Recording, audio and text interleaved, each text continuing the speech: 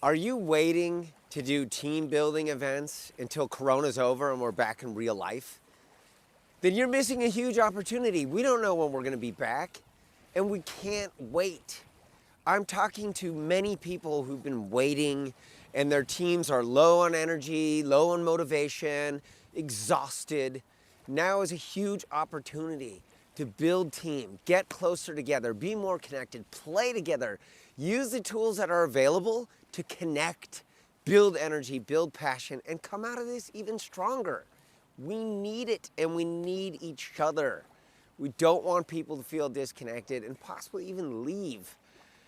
So take care of each other, give each other lots of energy, take a nice break over the holidays. I'm wishing you happy holidays from Sweden. Day before Christmas here, sun is shining, lots of love and safety to all of you, and see you in 2021.